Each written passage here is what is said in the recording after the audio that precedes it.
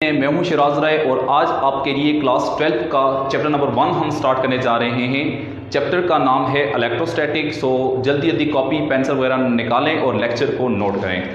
सो chapter का नाम है हमारे पास इलेक्ट्रोस्टैटिक्स। अब इलेक्ट्रोस्टैटिक क्या चीज़ है? Electrostatic is actually the branch of electromechanics. ये असल में इलेक्ट्रोमैकेनिक्स की एक ब्रांच है, द ब्रांच ऑफ इलेक्ट्रोमैकेनिक्स। ये इलेक्ट्रोमैकेनिक्स की वो ब्रांच है in which we talk about charges at rest, क्योंकि इलेक्ट्रिक का मतलब ही चार्जेस होता है। सो इस ब्रांच में हम पढ़ेंगे चार्जेस एट रेस्ट के बारे में। चार्जेस एट रेस्ट यानी वो तमाम हम टॉपिक डिस्कस करेंगे जिसमें हम चार्जेस एट रेस्ट का कॉन्सेप्ट इंट्रोड्यूस करवाएंगे। असल में ये इलेक्ट्रोमैकेनिक्स की ब्रांच है और इलेक्ट्रोमैकेनिक्स का मतलब ये है कि in which we talk about charges, सिर्फ चार्जेस के बारे में पढ़ना। अब वो चार्ज रेस्ट पे हुआ तो हमने ब्रांच का नाम रख लिया इलेक्ट्रोस्टैटिक, और अगर चार्ज मोशन में हुआ तो हमने नाम रख लिया उसका इलेक्ट्रोडायनेमिक्स भी कह सकते हैं इसको, करंट इलेक्ट्रिसिटी भी कह सकते हैं, करंट इलेक्ट्रिसिटी। जब स्टूडेंट्स याद रखिएगा, जब चार्ज मूव करने लग जाता है तो हमारा कंसर्न सिर्फ इलेक्ट्रिक करंट के साथ होता है। यानी इस चैप्टर में सारा का सारा कंसर्न हम करंट के साथ लेंगे। ये चैप्टर नंबर 2 है आपका। चैप्टर नंबर 1 में हम सारा का सारा कंसर्न चार्ज के ऊपर लेंगे और चार्ज एट रेस्ट के बारे में हम स्टडी करेंगे। सो चलें स्टार्ट करते हैं। जैसे कि चैप्टर का नाम है electrostatic, so we talk about electric mean charges. तो सबसे पहले आपको पता होना चाहिए कि what do you mean by electric charge. Electric charge का क्या कॉन्सेप्ट है, यानी इसके बारे में हिस्ट्री क्या कहती है, उसको जरा देख लेते हैं। छोटा सा आपको आइडिया होना चाहिए। अब देखें, वर्ड इलेक्ट्रिक जो है it has been drive from the ancient Greek word electron. यानी ये जो ये वर्ड है इलेक्ट्रिक का मतलब होता ही चार्ज है। अब ये वर्ड एंशिएंट ग्रीक ने इंट्रोड्यूस करवाया और वर्ड किससे डिराइव किया हुआ है? इलेक्ट्रॉन से। इलेक्ट्रॉन ये ग्रीक वर्ड है जिसका मतलब है अंबर।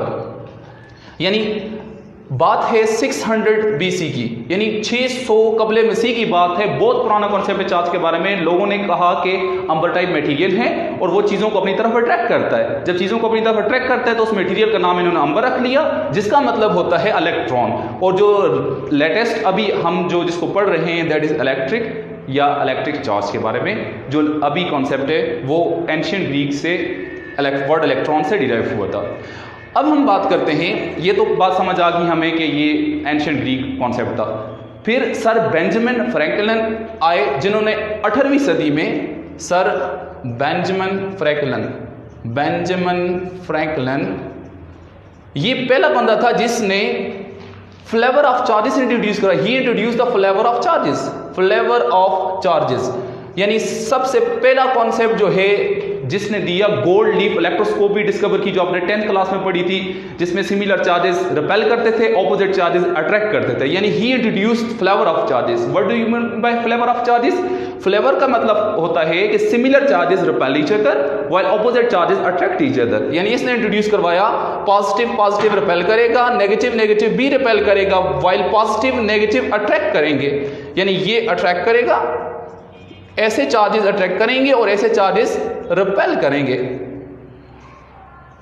सो रिपल्शन और अट्रैक्शन का जो कॉन्सेप्ट दिया या फ्लेवर ऑफ चार्जेस दिए, his name was Benjamin Franklin. ये बात है 1707 से, इसका पीरियड जा रहा है 1760 तक गालिबन। तो इसके बाद जो इंपॉर्टेंट चीज़ आई हमारे पास, पॉजिटिव और नेगेटिव चार्जेस का कॉन्सेप्ट इंट्रोड्यूस करवाया। तो पॉजिटिव चार्जेस क्या होते हैं, नेगेटिव चार्जेस क्या होते हैं, इसके ऊपर ज़रा बात करते हैं। याद रखिएगा, पॉजिटिव चार्जेस को ऐसे डिफाइन किया है कि लेट आपके पास कोई भी बॉडी है, कोई भी बॉडी, लेट ये कोई स्फीयर है, ये इनिशियली न्यूट्रल होता है। यानी इसमें इक्वल पॉजिटिव नेगेटिव चार्ज होते हैं। जब इक्वल पॉजिटिव नेगेटिव चार्ज होते हैं, जब इसको किसी चीज़ के साथ रब करते हैं तो इसमें से इलेक्ट्रॉन जो है वो या तो निकलेगा, दूसरे बॉडी की तरफ ट्रांसफर होगा, या दूसरे बॉडी से इलेक्ट्रॉन इस बॉडी में एंटर होगा। दो पॉसिबिलिटीज हो सकती हैं। जब लेट्स आपने किसी रॉड के साथ इसको रब किया तो यहां से इलेक्ट्रॉन ट्रांसफर्ड होके इसमें चला गया, यानी इसके ऊपर अगर इलेक्ट्रॉन चले गए तो ये भी न्यूट्रल था इनिशियली, अब इलेक्ट्रॉन इधर से इस बॉडी में ट्रांसफर्ड हो गए बाय रबिंग। सो इस लेट्स सपोज इससे से 4 इलेक्ट्रॉन डेफिशिएंट होके रॉड के ऊपर डेफिशिएंट होके रॉड के ऊपर चले गए, तो हमने इस बॉडी से जिससे डेफिशिएंसी ऑफ इलेक्ट्रॉन हुई है, हमने इस बॉडी को नाम दे दिया पॉजिटिव चार्ज बॉडी, क्योंकि इस पे 4 पॉजिटिव चार्ज की एक्सेस आ गई है, तो इसका नाम हमने रख लिया this is positive charge body. अब now what is positive charge body? Positive charge body is defined as the deficiency of electron. So deficiency of electron से जो बॉडी बनता है इसको पॉजिटिव चार्ज कहते हैं। और जिस बॉडी के ऊपर इलेक्ट्रॉन की एक्सेस पाई जाती है, यानी ये बॉडी इनिशियली न्यूट्रल था, रब किया तो इसके ऊपर इलेक्ट्रॉन आ गए, यानी एक्वायर्ड कर लिए इसने इलेक्ट्रॉन। सो इसमें एक्सेस ऑफ इलेक्ट्रॉन पाई जाती है। Excess of electron becomes a negative charge body, यानी इसको आपने नाम दे दिया नेगेटिव चार्ज बॉडी। सो सबसे पहले जो पॉजिटिव नेगेटिव चार्ज बॉडी का कॉन्सेप्ट इंट्रोड्यूस हुआ, उसमें डेफिनेशन उन्होंने ये रखी कि किसी भी बॉडी को जब दूसरे बॉडी के साथ रब करते हैं, या वो बॉडी इलेक्ट्रॉन को लॉस करता है या वो इलेक्ट्रॉन को गेन करता है। अगर बॉडी इलेक्ट्रॉन को लॉस करता है, जिस तरह इसने इलेक्ट्रॉन लॉस किए या डेफिशिएंसी इसमें क्रिएट हुई, तो this deficiency of electron produce positive charge body. और इसमें इस बॉडी ने क्या किया, इसकी प्रॉपर्टी थी कि इसने इलेक्ट्रॉन को एक्वायर्ड कर लिया। जब इसने इलेक्ट्रॉन को एक्वायर्ड किया तो हम इसके ऊपर एक्सेस ऑफ इलेक्ट्रॉन हो गया, तो हमने कहा ये body, this body is said to be negative charge body. So concept positive negative charge body का इधर से इंट्रोड्यूस हो गया। Now how we define electric charge? अब हमारा जो कॉन्सेप्ट है इलेक्ट्रिक चार्ज को कैसे डिफाइन करते हैं। सो इलेक्ट्रिक चार्ज को डिफाइन ऐसे करेंगे, electric charge is defined as it is actually intrinsic property of any material। किसी भी मटेरियल की इंट्रिंसिक प्रॉपर्टी होती है any material which is due to excess or deficiency of electron। deficiency of electrons, यानी ये simple और आसान definition है। किसी भी बॉडी के ऊपर चार्जेस उस टाइम आते हैं जब उस बॉडी से इलेक्ट्रॉन लॉस होते हैं या गेन होते हैं। So this is simple definition, intrinsic property of any material which is due to excess or deficiency of electron. Excess of electron से बॉडी नेगेटिव चार्ज होता है और डेफिशिएंसी ऑफ इलेक्ट्रॉन से बॉडी पॉजिटिव चार्ज होता है। सो हमारे पास concept positive charge का भी आ गया और नेगेटिव चार्ज का भी आ गया। फिर ये फ्लेवर ऑफ चार्जेस के बारे में भी आपको पता हो गया कि पॉजिटिव चार्ज को रिपेल करेगा, नेगेटिव को रिपेल करेगा, पॉजिटिव नेगेटिव को अट्रैक्ट करेगा। तो फ्लेवर ऑफ चार्जेस के बारे में भी कॉन्सेप्ट आपको क्लियर हो गया। Next thing is properties of charge. Properties of charge, charge की कौन कौन सी प्रॉपर्टी हैं? 2 इंपॉर्टेंट प्रॉपर्टीज आपको बताऊंगा मैं, आपने हमेशा याद रखनी है। सबसे पहली चीज है चार्ज की जो प्रॉपर्टी है, ये है कंजर्वेशन लॉ को ओबे करता है। कंजर्वेशन प्रॉपर्टी, यानी चार्ज कंजर्वेशन प्रॉपर्टी को ओबे करता है। यानी इसकी मैं आपको सिंपल मिसाल देता हूँ। ये एक आपके पास बॉडी था, इस बॉडी के ऊपर इक्वली पॉजिटिव नेगेटिव चार्ज थे, यानी न्यूट्रल बॉडी था। एक आपके पास ये रॉड है, ये भी न्यूट्रल है इनिशियली, ये भी न्यूट्रल है। जब आपने इसको इसके साथ रब किया, लेट इसने कुछ इलेक्ट्रॉन इसको दे दिए, लेट सपोज इसने इसको 3 इलेक्ट्रॉन दे दिए और इस बॉडी के ऊपर 3 पॉजिटिव चार्ज आ जाएगी, यानी 3 डेफिशिएंसी आ जाएगी इलेक्ट्रॉन की, इसको पॉजिटिव चार्ज का नाम आप देंगे। तो ये बॉडी पॉजिटिव चार्ज होगा, ये नेगेटिव चार्ज होगा। अब what is this conservation? Conservation of charge means that total charge of the system remains conserved. It only transferred from one body to another. It can never created nor destroyed. यानी ये आप ना produce कर सकते हैं ना आप इसको डिस्ट्रॉय कर सकते हैं। ये सिर्फ एक बॉडी से दूसरे बॉडी को ट्रांसफर हो सकता है। अब देखिए, एक इलेक्ट्रॉन यहाँ से 3 इलेक्ट्रॉन यहाँ ट्रांसफर होके इधर चले गए और 3 पीछे पॉजिटिव चार्ज आ गए, यानी टोटल सिस्टम का जो चार्ज है वो टोटल कंजर्व्ड ही है। यानी सिर्फ ट्रांसफॉर्मेशन हो सकती है, क्रिएट डिस्ट्रॉय नहीं हो सकते। This is known as conservation of charge. Now we talk about another thing, charge quantization. Charge quantization ये चीज बड़ी इंपॉर्टेंट है। फिजिक्स में इन्होंने जो इंपॉर्टेंट एलिमेंट्री चार्ज रखे हुए हैं वो इलेक्ट्रॉन और प्रोटॉन के रखे हुए हैं। इलेक्ट्रॉन और प्रोटॉन के जो एलिमेंट्री चार्ज वैल्यू रखी हुई है वो है charge on electron and proton is E, that is equal to 1.6 10⁻⁻19 coulombs. Charge की SI यूनिट क्या है? कूलम्स। सो हम एक काम करते हैं, ये जो वैल्यू है एलिमेंट्री वैल्यू, ये किसी भी बॉडी पर सबसे स्मॉलेस्ट वैल्यू हो सकती है चार्ज ऑक्युपाइड की। अब क्वांटाइजेशन ऑफ चार्ज का मतलब क्या होता है? कोई भी बॉडी जो है वो इस एलिमेंट्री वैल्यू की इंटीग्रल वैल्यू रखेगा। मींस टोटल चार्ज किसी भी बॉडी पर कैपिटल Q बराबर होगा n time of this E, where n represent 1 2 3 up to so on. यानी क्वांटाइजेशन का मतलब ये है कि अगर एक बॉडी पे चार्ज है वो 1 टाइम ऑफ एलिमेंट्री वैल्यू हो सकता है, वो 2 टाइम ऑफ एलिमेंट्री वैल्यू हो सकता है, वो 3 टाइम ऑफ एलिमेंट्री वैल्यू हो सकता है, यानी डिस्क्रीट वैल्यू होगी एलिमेंट्री वैल्यू की। सो इसको कहते हैं क्वांटाइजेशन। वो कभी इस तरह नहीं होगा कि एक बॉडी पे मैं बोलूं इस बॉडी पे चार्ज है तो आप बोलें इस पे 2.5 टाइम्स ई है। सो 2.5 टाइम्स ई ये जो है वैल्यू है ये क्वांटाइज वैल्यू नहीं है, ये कॉन्टिन्यूस वैल्यू है। लिहाजा इस फॉर्म में आपको कभी भी नहीं मिलेगा। आपको मिलेगा 2 times E, 3 times E, 4 times E, 5 times E, यानी this is known as quantization of charge. So charge quantization का कॉन्सेप्ट आपको पता हो गया होगा। चार्ज की ऐसे यूनिट के बारे में पता हो गया कि what is the unit of charge, it is coulomb. Okay जी students, next and most important topic of this lecture is Coulomb's law. Coulomb's law के बारे में अभी हम देखेंगे। कूलम्स लॉ, अब कूलम्स लॉ बहुत पॉपुलर टॉपिक है। आप ऑलरेडी 10th क्लास में भी पढ़ चुके हैं कि कूलम्स लॉ आपको किसी भी 2 पॉइंट चार्जेस के दरमियान में फोर्स ऑफ इंटरेक्शन के बारे में बताता है कि फोर्स ऑफ इंटरेक्शन किन किन चीज़ पर डिपेंड करती है। सो कूलम ने जो एक्सपेरिमेंट किया ऑपरेटस पर, उस ऑपरेटस का नाम है torsion balance apparatus. Torsion balance apparatus. अब टॉर्जन बैलेंस ऑपरेटस का जो एक्सपेरिमेंटल रिजल्ट होता है उस रिजल्ट को उसने एक्सप्लेन किया और वही असल में कूलम्स लॉ कहलाता है। कूलम्स लॉ की जो स्टेटमेंट है वही उसकी मैथमेटिकल फॉर्म है। यानी असल में कूलम्स लॉ ने फोर्स ऑफ इंटरेक्शन के बारे में बताया। Now what is force of interaction? Force of interaction between charges. Force of interaction between charges. अब force of interaction between charges की जब बात करते हैं तो इंटरेक्शन का मतलब होता है 2 चार्जेस के दरमियान में force of attraction. It may be force of attraction, it may be force of repulsion और रिपल्शन। यानी इंटरेक्शन का वर्ड जब भी हम इलेक्ट्रोस्टैटिक में यूज़ करेंगे इसका मतलब ये है कि 2 चार्जेस या तो अट्रैक्ट कर रहे हैं या रिपेल कर रहे हैं। तो इस इंटरेक्शन का कूलम ने एक्सपेरिमेंटली कुछ रिजल्ट एक्सप्लेन किए और वही कूलम्स लॉ में आप पढ़ेंगे। तो चलें स्टार्ट करते हैं विदाउट डिलेइंग एनी टाइम। सो कूलम्स लॉ के मुताबिक इसने ये कहा कि लेट आपके पास 2 चार्जेस हैं, एक चार्ज जिसका मैग्नीट्यूड Q1 है और दूसरा चार्ज जिसका मैग्नीट्यूड Q2 है। लेट दोनों के दोनों पॉजिटिव चार्ज यानी सिमिलर चार्जेस हैं। तो ज़ाहिर सी बात है similar charges always repel each other. तो कूलम्स ने ये कहा the force of interaction between the 2 charges is directly proportional to the product of the magnitude of the charges.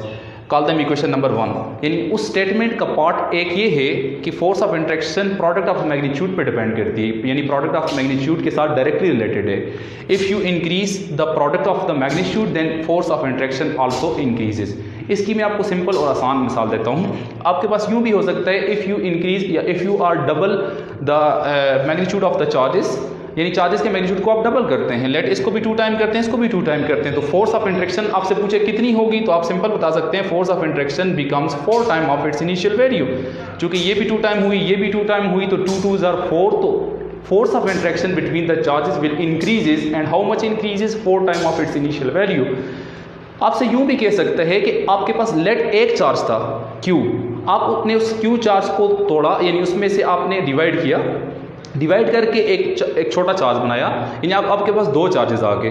अब इन 2 चार्जेस में मैक्सिमम फोर्स कब पाई जाएगी ये आप बताएं, कितने कितने पार्ट में आप डिवाइड करें कि फोर्स मैक्सिमम हो जाए। इसकी मैं आपको सिंपल सी एक ट्रिक बताता हूँ, इसको ज़हन में रखेंगे। लेट आपके पास टोटल चार्ज है 10 कूलम का। 10 कूलम वाले चार्ज को आपने तोड़ना है 2 हिस्सों में। तो 2 हिस्सों में ऐसे तोड़ सकते हैं 9 और 1, इस तरह भी तोड़ सकते हैं 9 और 1 10, यानी 9 1 + 1 10 कूलम, इस तरह भी तोड़ सकते हैं। इसको 8 + 1 में भी तोड़ सकते हैं, 8 + 2 में भी तोड़ सकते हैं, 7 + 3 में भी तोड़ सकते हैं, 6 + 4 में भी तोड़ सकते हैं, 5 + 5 में भी तोड़ सकते हैं। अब जाहिर सी बात है आपने चार्ज को तोड़ा, तो अब जो मैग्नीट्यूड होगा उसके प्रोडक्ट के साथ फोर्स चेंज होगी। तो हमने ये जो 2 चार्जेस बने हैं इनके प्रोडक्ट को चेक करेंगे कि किस केस में रिजल्ट मैक्सिमम आपके पास आता है, तो हम कहेंगे उस डिवीजन में फोर्स मैक्सिमम होगी। सो चेक करते हैं 9 1 is 9, 9 को जब 1 के साथ मल्टीप्लाई करते हैं तो रिजल्ट आपके पास आता है 9। चूंकि ये एक चार्ज 9 कूलम का एक 1 कूलम का है तो रिजल्ट प्रोडक्ट में 9 आ रहा है। Similarly 8 2s are 16, 7 3s are 21, 6 4s are 24 and 5 5s are 25। सो इस केस में ज़रा देखें, इस केस में 5 एंड 5 वाले केस में रिजल्ट आपको मैक्सिमम मिल रहा है, यानी फोर्स ऑफ रिपल्शन मैक्सिमम हो सकती है जब आप किसी भी चार्ज को ऐसे तोड़ें कि उसके आप दो बराबर हिस्से बनाएं, यानी आधा आधा कर लें। जिस तरीके से ये 10 था तो 5 5 के आप टुकड़ों में डिवाइड करें, देन उनके दरमियान में फोर्स ऑफ रिपल्शन सबसे मैक्सिमम होगी, सबसे ज़्यादा फोर्स ऑफ रिपल्शन पाई जाएगी। So keep in mind this trick should be noted, most important trick. Now the next part of the Coulomb's law is the force of interaction is inversely proportional to the square of the distance between charges, यानी दो charges के दरमियान में जो distance है उसके साथ inverse related होता है। For example if you increase the distance of between the two charges then the force becomes decreases. For example अगर कोई बंदा कहता है कि दो चार्जेस के दरमियान में, इन दो चार्जेस के दरमियान में फोर्स सेपरेशन आप डबल करते हैं, यानी 2 टाइम इंक्रीज करते हैं, यानी पहले R थी अब आपने 2R कर दिए, तो न्यू फोर्स कितनी होगी, फोर्स आपने निकाल लिए। तो इधर आप 2R पुट करें तो 2 का स्क्वायर 4 हो जाएगा, फोर्स बिकम 1/4, यानी फोर्स आपके पास 2R पर हो जाएगी। F prime is equal to F divided by 4, यानी it will reduce to 4 time its initial value. So distance ज़्यादा करने से फोर्स रिड्यूस हो जाती है, यानी कम हो जाती है। अगर आपसे कोई पूछे कि डिस्टेंस कम करे तो फिर फोर्स कितनी होगी, if the distance between या separation between the two charges become half, what will be the force of interaction? तो अगर हम बात कर रहे हैं कि डिस्टेंस को हाफ करें, यानी 1/2 करें, यानी पहले R था अब आप मजीद इसको कम कर लें, यानी इतना कर लें चार्जेस का R/2 कर लें, यानी जब भी R/2 करेंगे तो R/2 का मतलब है 2 का स्क्वायर 4 थर्ड टर्म है, ऊपर जाकर फर्स्ट टर्म बन जाएगी, तो फोर्स इंक्रीज हो जाएगी and it will become 4 time of its initial value. क्यों, आपने डिस्टेंस को कम किया तो फोर्स उस स्केयर के लिहाज से इंक्रीज हुई। सो this is an important part number 1 and part number 2. Now combining 1 and 2 you get F is related with Q1 Q2 divided by R square. Now this is a relation for a Coulomb's law. Now we talk about a equation for Coulomb's law. Coulomb's law की equation कैसे लिखेंगे, तो proportionality वाले symbol को आपने हटाना है, proportion वाले सिंबल को हटा के F is equal to constant, इधर हम कांस्टेंट यूज करेंगे K time of Q1 Q2 divided by R square. अब ये जो K कांस्टेंट है इसके बारे में हम बात करते हैं, where K is called a Coulomb's constant, इसको हम कूलम्स कांस्टेंट का नाम दे देते हैं, कूलम्स कांस्टेंट। अब इसकी वैल्यू कितनी होती है ये आपने याद रख लेनी है, ये एक्सपेरिमेंटली कैलकुलेट होती है 9 × 10 पावर 9। चूंकि इसकी यूनिट डिफाइन करना चाहते हैं तो इसकी यूनिट आ जाएगी न्यूटन, और ये मीटर स्क्वायर, मीटर है ऊपर स्क्वायर तो मीटर स्क्वायर उधर जाकर मल्टीप्लाई हो जाएगा मीटर स्क्वायर। सो न्यूटन मीटर स्क्वायर, ये कूलम स्क्वायर इधर आगे डिवाइड हो जाएगा तो इधर लिखेंगे पर कूलम स्क्वायर। सो 9 10 पावर 9 न्यूटन मीटर स्क्वायर पर coulomb square is actually the value of Coulomb's constant. अब ये जो कूलम कांस्टेंट है ये किस चीज़ पे डिपेंड करते हैं, ये हमारा अभी मकसद है, इसको हम देखते हैं क्या है। अब कूलम कांस्टेंट होता है it will be always equal to 1 divided by 4 pi epsilon not. अब ये एप्सिलॉन 0 है इसके बारे में देखते हैं, और 1/4 पाई क्यों लिखा है इसके बारे में अभी स्टडी करते हैं। Where epsilon 0 is permittivity of free space,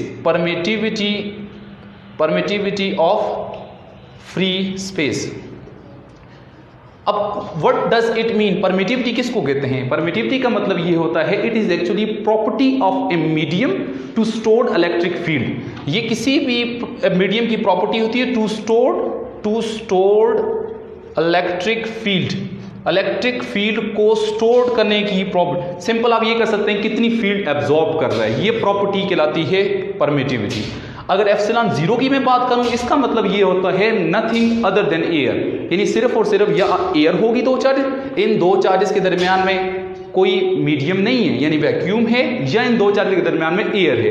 तो जब भी आप एयर या वैक्यूम की बात करते हैं तो आप एप्सिलॉन 0 यूज करते हैं, परमिटिविटी ऑफ फ्री स्पेस को कहते हैं। इसकी वैल्यू एयर के लिए कैलकुलेट की हुई है, that is value of epsilon 0 is 8.85 10⁻⁻12 coulomb square पर newton metre square. So this is a value for permittivity of free space. अब बात करते हैं कि परमिटिविटी को मजीद अच्छे तरीके से समझते हैं। अब इस k की वैल्यू इसमें अगर पुट करते हैं इस इक्वेशन में, तो आपके पास इक्वेशन बनती है F = 1 divided by 4 pi epsilon 0 into Q1 Q2 divided by r², ये इक्वेशन बनती है। अब देखें फोर्स ऑफ इंटरेक्शन के साथ इसका इन्वर्स रिलेशन है, यानी परमिटिविटी जितनी ज़्यादा होगी उतनी फोर्स ऑफ इंटरेक्शन कम हो जाएगी। नाउ व्हाट इज परमिटिविटी, इसका मतलब है कितनी वो फील्ड एब्जॉर्ब कर रहा है। अब देखें इन दो चार्जेस के दरमियान में एक ऐसा मटेरियल रखें जो ज़्यादा से ज़्यादा एब्जॉर्ब करता है, यानी अलाउ नहीं होने देगा, जो अलाउ नहीं हो, इस यहाँ से फील्ड लाइन इधर इसकी तरफ नहीं भेज रहा, तो जब फील्ड लाइन इसके साथ इंटरेक्ट नहीं करेंगी तो फोर्स अल्टीमेटली कम हो जाएगी। सो मीन्स हम कह सकते हैं अगर परमिटिविटी बहुत ज़्यादा है, यानी ज़्यादा एब्जॉर्ब कर रहा है, तो अल्टीमेटली उस जगह पे दो चार्जेस की फोर्स हमेशा रिड्यूस हो जाएगी। So keep in mind this point is most important point here. Okay, this is A permittivity of free space. Now this equation is called Coulomb's law, mathematical form of Coulomb's law. और ये जो force आपने लिखी है 1/4 पाई epsilon 0 Q1 Q2 by r², this is A magnitude of the force between the two charges. ये आपके पास Coulomb's law की final mathematically form है। ओके स्टूडेंट्स, आपने देखा कि कूलम्स लॉ में force of between the two charges is K Q1 Q2 divided by r²। ये force का मैग्नीट्यूड आपने डिफाइन कर लिया, कूलम्स लॉ से एक्सप्लेन भी कर दिया। अब बात करते हैं फोर्स, चूंकि एक वेक्टर क्वांटिटी है, so we talk about the direction of a force. So force की डायरेक्शन मालूम करने के लिए हम सिंपल एक काम करते हैं कि लेट आपके पास चार्ज वही दो सिमिलर चार्जेस ले लेते हैं, ऑपोजिट भी ले सकते हैं, आपकी मर्जी है। तो ये Q1 चार्ज है, ये चार्ज Q2 चार्ज है। इस Q1 चार्ज पे फोर्स इन दोनों के दरमियान में जो सेपरेशन है वो आपने R ले लिया। जब R सेपरेशन लिया तो ये इसके ऊपर जब फोर्स लगाएगा तो ये फोर्स इधर को इसको रिपेल करेगा, तो ये फोर्स की डायरेक्शन ये हो जाएगी। ये इसके ऊपर फोर्स लगाएगा तो फोर्स की डायरेक्शन इस तरह हो जाएगी। इस जो फोर्स ये इस पर लगा रहा है, तो मैं उस फोर्स को नाम दे देता हूँ F। कौन लगा रहा है? Q2, तो 2 लगा रहा है 1 के ऊपर, तो F21 is the force exerted by Q2 on Q1, तो वो ये आ जाएगी। ये वाली फोर्स की डायरेक्शन, चूंकि ये फोर्स ये वाला एक्सर्ट कर रहा है इसके ऊपर, तो this force will be exerted on Q2 by Q1। तो कौन लगा रहा है? Q1, तो फोर्स लगा रहा है Q1, यानी 1 लगा रहा है किसके ऊपर? 2 के ऊपर। सो दिस इज एक्चुअली F12। सो ये फोर्स आ जाएगी, फोर्स की डायरेक्शन F21 की डायरेक्शन ये हो जाएगी, F12 की डायरेक्शन ये हो जाएगी। Both are in opposite direction, keep in mind. Now what is the direction? It is the direction of the force is always along the line joining the two charges. ये दो charges को जो line join कर रही है, जो are आप कह रहे हैं, इसके अलोंग इस फोर्स की डायरेक्शन होगी। So keep in mind what is the direction of force. So direction of force is always along line joining two charges, यानी दो चार्जेस को जो लाइन ज्वाइन करती है, इसके अलोंग आपने डायरेक्शन ऑफ फोर्स को कंसीडर किया है। जिस तरह मैंने ये एग्जांपल दी, इसमें फोर्स की डायरेक्शन ये आ गई और ये किसके अलोंग है? आर के अलोंग है। अब यहां पर एक इंपॉर्टेंट चीज ये ध्यान में रखिएगा, magnitude of the force is always equal but opposite in direction. यानी ये F21 एंड F12 जो फोर्स है, this one is always equal to F12, यानी इनके मैग्नीट्यूड आपस में बराबर होंगे। इसको यूं भी लिख सकते हैं, मैग्नीट्यूड इनके आपस में हमेशा बराबर होंगे, कीप इन माइंड। और दूसरी चीज ये है कि बट इन ऑपोजिट डायरेक्शन, अगर वेक्टर फॉर्म में लिखना चाहते हैं तो ये हो जाएगा F21 vector is equal to minus time of F12, यानी ये वेक्टर फॉर्म इसकी ये है, क्योंकि ये एक्शन रिएक्शन फोर्सेस हैं। सो एक्शन रिएक्शन फोर्सेस को वेक्टर फॉर्म में कैसे लिखा जाता है? F21 vector is equal to minus time F12। नजर भी आ रहा है आपको, एक फोर्स इधर लग रही है, एक फोर्स इधर लग रही है, दोनों की दोनों सेम मैग्नीट्यूड की फोर्सेस हैं लेकिन डायरेक्शन ऑपोजिट है। सो इसको यूं लिख सकते हैं, F21 vector is equal to minus time of F12। So अगर क्वेश्चन आए कि इसको प्रूव करो, तो प्रूव कर लेते हैं, बहुत आसान सी ट्रिक है। तो अभी हम इसके प्रूफ के ऊपर जाते हैं। तो F21 किसके बराबर है, जरा इस फिगर में जरा बताएं शाबाश। F21 is equal to K Q1 Q2 divided by r²। ये तो फोर्स का मैग्नीट्यूड आपने खुद कह दिया, मैग्नीट्यूड दोनों फोर्सेस के बराबर होते हैं। तो magnitude K Q1 bye Q2 bye r², ये तो मैग्नीट्यूड आ गया। अब बात करते हैं डायरेक्शन की। मैं जब लिखूंगा F21 vector form is equal to K Q1 Q2 by are square, साथ में यहाँ पे मुझे यूनिट वेक्टर लगाना है, क्योंकि magnitude into unit vector is actually vector notation. So vector form में साथ में यूनिट वेक्टर मुझे लगाना पड़ेगा।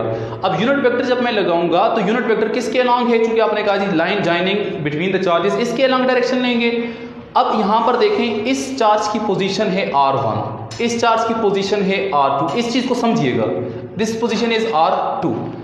अब जिस टाइम ये इसके ऊपर फोर्स लगाएगा तो इसकी जो इनिशियल, इस चार्ज की जो इनिशियल पोजीशन है वो है R2, और जिस टाइम इसके ऊपर फोर्स लगाएगा तो फाइनल पोजीशन क्या हो जाएगी, फाइनल पोजीशन क्या है R1।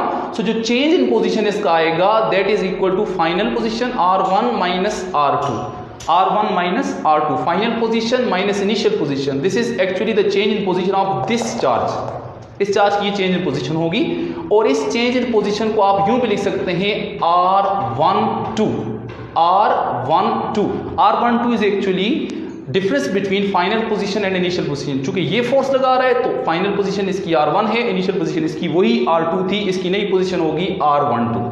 So this is actually position of this one, यानी ये जो फोर्स इसने लगाई है, कौन सी फोर्स इसने एग्जर्ट की थी, F21 के दौरान जो पोजीशन वेक्टर बताएगा आपको वो R12 बताएगा। सो मैं इधर लिख सकता हूं R12 is the position vector. So ये आपके पास आ गया कॉलम इक्वेशन नंबर 1।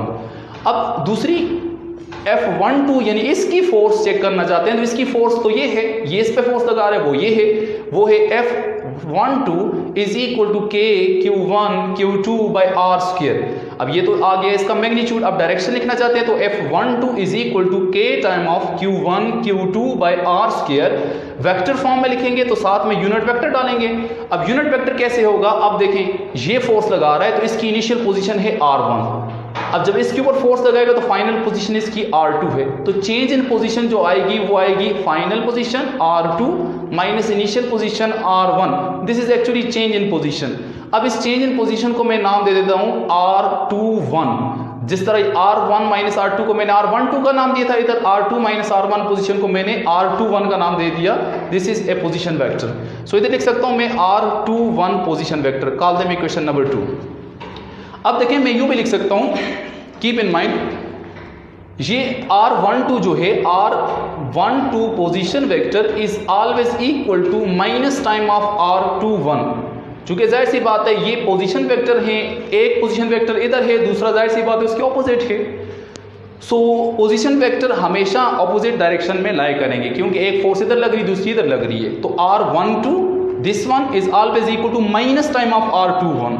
सो मैं इस इक्वेशन में R12 की जगह माइनस टाइम R21 लिख लेता हूं। सो इधर लिखें using this value, using value in equation 1। So equation 1 में यूज करें वैल्यू, तो ये हो जाएगी F21 is equal to K Q1 Q2 by are square into minus time of R21, minus time of R21 vector.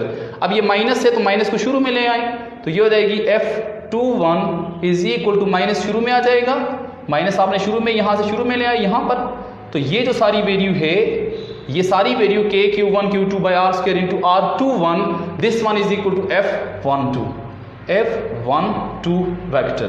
So आप देख सकते हैं F21 is always equal to minus time of F12, तो this one is F21 vector is minus time of F12। So this is your required proof. इससे ये पता चलता है कि दो फोर्सेस इक्वल मैग्नीट्यूड की थी और ऑपोजिट डायरेक्शन में थी, जिसको एक्शन रिएक्शन की फोर्सेस आप कह सकते हैं।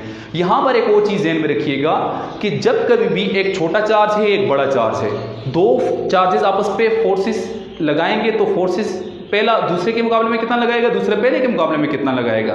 तो इस चीज का ख्याल रखेंगे कि चार्जेस के मैग्नीट्यूड इंडिपेंडेंट होते हैं। यहाँ पे लेट आपको कोई बोले एक आपके पास चार्ज है वो 10 कूलम का है, एक चार्ज आपके पास है 2 कूलम का है, तो दोनों एक दूसरे पे कितनी फोर्स लगाएंगे। So keep in mind force दोनों के दोनों चार्जेस आपस में इक्वल मैग्नीट्यूड की लगाएंगे, क्योंकि फोर्स असल में क्या होती है, प्रोडक्ट ऑफ चार्जेस होती है। तो प्रोडक्ट 10 मल्टीप्लाई बाय 2 करें या 2 मल्टीप्लाई बाय 10 करें, it will B same. So keep in mind यहाँ पे चार्जेस जो है छोटा हो, बड़ा हो, बराबर हो, नहीं हो, इस पे डिपेंड नहीं करता। सो चार्जेस फोर्स हमेशा इक्वली लगती है, एक चार्ज दूसरे पे जितनी फोर्स लगाता है उतना ही दूसरा पहले पे लगाता है। That's why these are called action reaction forces. और इसको आप यूं भी कह सकते हैं which are equal in magnitude but opposite in direction. Vector form में आप यूं लिख सकते हैं। So this is actually vector form of. Okay students, now we talk about Coulomb's law in material media. यानी अब हम बात करेंगे कि आया दो चार्जेस के दरमियान में मटेरियल मीडियम चेंज करें तो आया कूलम्स फोर्स पे क्या फ़र्क पड़ता है, इसको देखते हैं। ये तो आप इससे तो वाकिफ़ हैं, F इज इक्वल टू के Q1 Q2 by r square. अब K क्या होता है ये आपको पता है, this K is 1 divided by 4 pi epsilon 0। Epsilon 0 का मतलब है आप बात कर रहे हैं वैक्यूम में, यानी force between the charges whenever there is no medium. यानी एक आपके पास चार्ज Q1 है, एक चार्ज आपके पास Q2 है, इन दोनों के दरमियान में कोई मीडियम भी अगर नहीं है तो उस दौरान फोर्स ये कंसिडर होगी कूलम्स लॉ के मुताबिक। Call that question number 1। Now we talk about whenever there is a material media. जब इसके दरमियान में कोई मटेरियल मीडिया रखेंगे तो आपको मैंने बताया था फोर्स जो है वो मीडियम टू मीडियम चेंज होती है। यानी इस एप्सिलॉन या परमिटिविटी जो है ये हर मीडियम की अपनी होती है। तो मटेरियल मीडियम में जब मैं बात करूंगा तो फोर्स इन मीडियम या media is equal to 1 divided by 4 pi epsilon. Epsilon का मतलब है कि this permittivity is for a medium. यहाँ पे मैंने कोई भी अब मीडियम इंसर्ट कर दिया है, इंसुलेटर इंसर्ट कर दिया है, तो इंसुलेटर इंसर्ट कर रहा है जिसकी परमिटिविटी मैं कहता हूँ एप्सिलॉन है। सो इधर एप्सिलॉन आ जाएगा Q1 Q2 by r square. Call that question number 2। जब भी आपके पास इस तरह की सिचुएशन आती है तो आप यहाँ पर एक टर्म इंट्रोड्यूस करते हैं जिसको कहते हैं डाइइलेक्ट्रिक कांस्टेंट। सो डाइइलेक्ट्रिक कांस्टेंट या इसका दूसरा नाम है डाइइलेक्ट्रिक कांस्टेंट, या इसको आप यूं भी कह सकते हैं relative permittivity, which is also known as relative permittivity. Now what is relative permittivity and dielectric constant? So dielectric constant is actually epsilon r. It is ratio between permittivity in media to the permittivity of free space. यानी ये permittivity of media to the permittivity of free space की ratio होती है, और ये ratio की वजह से ये एक ऐसा नंबर होता है, ये डायमेंशन लेस कांस्टेंट होता है। तो इसको आप डाइलेक्ट्रिक कांस्टेंट को यूं भी लिख सकते हैं, keep in mind it has no dimension, no unit and also dimensionless constant. Keep in mind, ये ध्यान में रखिएगा कि एप्सिलॉन की जो यूनिट होती है वो कूलम स्क्वायर पर न्यूटन मीटर स्क्वायर होती है, जबकि एप्सिलॉन आर या रिलेटिव परमिटिविटी या इसको आप डाइलेक्ट्रिक कांस्टेंट भी कह सकते हैं, तो it has no unit and no dimension. So ये सिंपल रेशो होती है इसकी। अब इसको यूं भी लिख सकते हैं, देखें इसको क्रॉस मल्टीप्लाई करें तो ये हो जाएगा epsilon in medium is equal to epsilon r into epsilon naught. इसको यूं लिख सकते हैं, यूं इसको लिख सकते हैं, तो एप्सिलॉन जो मीडिया है इसकी वैल्यू ये वाली epsilon r into epsilon naught इसमें पुट कर लें। So force in medium is equal to 1 divided by 4 pi epsilon की जगह क्या वैल्यू पुट करें, epsilon r into epsilon naught into epsilon r into Q1 Q2 divided by r square यूं लिख सकते हैं। अब इस एप्सिलॉन आर को आप थोड़ा इस तरफ करके लिख लें, यानी बाय यहाँ पर 1 डिवाइडेड बाई एप्सिलॉन आर लिख लें। अब जरा गौर करें, force in medium is equal to this term is force in a free space, 1 by 4 pi epsilon naught Q1 Q2 by are square, this is force in free space. So force in vacuum हो जाएगी divided by epsilon R, ये आपके पास आ जाएगा। इसको यूं भी लिख सकते हैं कि relative permittivity is equal to force in vacuum to the force in medium, यानी ये इसकी डेफिनेशन भी आ सकती है। यानी dielectric constant also defined as ratio between force in a vacuum to the force in a material medium. यानी ये this term is similar to refractive index. यानी आपने वो 9th 10th में पढ़ा था कि n is equal to c divided by v, कि c डिवाइडेड v का मतलब ये है speed of light in vacuum to the speed of light in medium. चूंकि मीडियम के लिहाज से स्पीड ऑफ वैक्यूम के लिहाज से स्पीड ऑफ लाइट मीडियम में कितनी चेंज होती है ये आपको टर्म बताता है रिफ्रैक्टिव इंडेक्स। जैसे रिफ्रैक्टिव इंडेक्स की कोई यूनिट कोई डायमेंशन नहीं होती, सिमिलरली डाइलेक्ट्रिक कांस्टेंट की भी कोई डायमेंशन कोई यूनिट नहीं होती। It only tells us about the force of interaction whenever in vacuum and what will be the force of interaction with respect to the vacuum in a material medium, यानी with respect to vacuum material medium में कितनी force of interaction होती है, ये आपको सिर्फ और सिर्फ ये बताता है। डाइलेक्ट्रिक कांस्टेंट की कुछ वैल्यूज मैं यहाँ पर लिखता हूँ, आप अपना नोट भी कर लें। Dielectric constant for air it is always equal to 1.0006 and dielectric constant for air it is always equal to dielectric constant for a vacuum is 1, यानी वैक्यूम के लिए डायलेक्ट्रिक कांस्टेंट की वैल्यू होती है 1, एयर के लिए इसकी वैल्यू होती है, this is for air, this is for vacuum.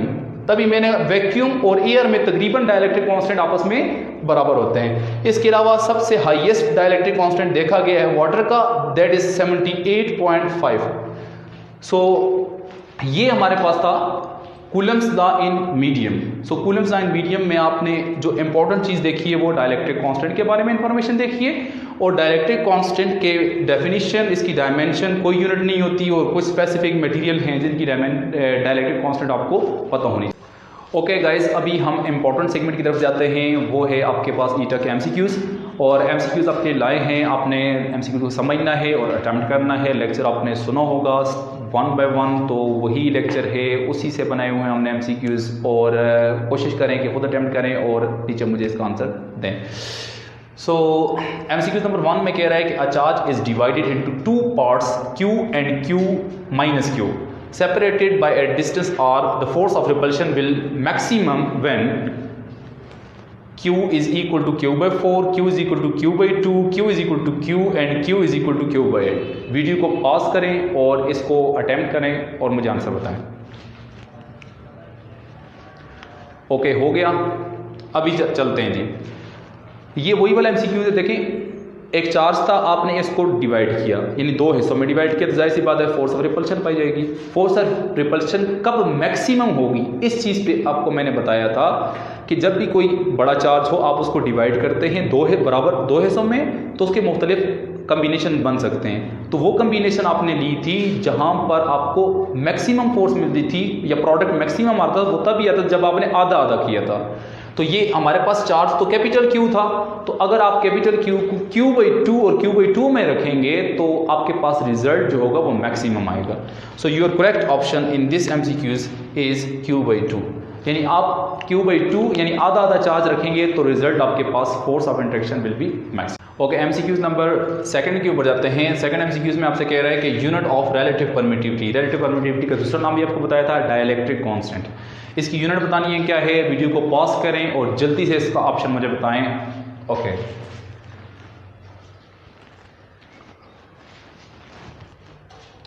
हो गया। नाउ ऑप्शन ए में कह रहा है कि न्यूटन मीटर स्क्वायर पर कूलम स्क्वायर, ये यूनिट आपको पता है किसकी है, कूलम्स कांस्टेंट के की यूनिट है। ये ऑप्शन तो नहीं है, this option is incorrect. Option B में कूलम स्क्वायर पर न्यूटन मीटर स्क्वायर, ये ऑप्शन भी आपको पता है किसकी यूनिट है, परमिटिविटी ऑफ फ्री स्पेस, ये भी नहीं है चूंकि ये तो रिलेटिव परमिटिविटी है, या इसको आप कहते हैं डाइलेक्ट्रिक कांस्टेंट। सी में कह रहे हैं नो यूनिट, तो आपको बताया था ये रेशो होती है, इट इज रेशो, तो रेशो की यूनिट आपको मैंने बताया था डायमेंशन भी नहीं होती है, इसकी यूनिट भी नहीं होती, so it has no unit. So this is correct option. Now the next question is if magnitude of the two charges become double while separation between them becomes half, force of interaction will be dash, यानी separation आपने आधी कर ली और magnitude of the charges double कर दिए। तो जब magnitude double करेंगे और सेपरेशन हाफ करेंगे, what will be the force. Video को पॉज करें और इसका आंसर बताएं, बहुत आसान है, बहुत सिंपल इसका आंसर है, बताएं शाबाश। ओके, हो गया। अब चेक करते हैं जी, magnitude of the charges double किया आपने, एक Q1 था दूसरा Q2 था, एक को भी 2 टाइम किया दूसरे को भी 2 टाइम किया, तो रिजल्ट हो गया 2 2 4 ये हो गया।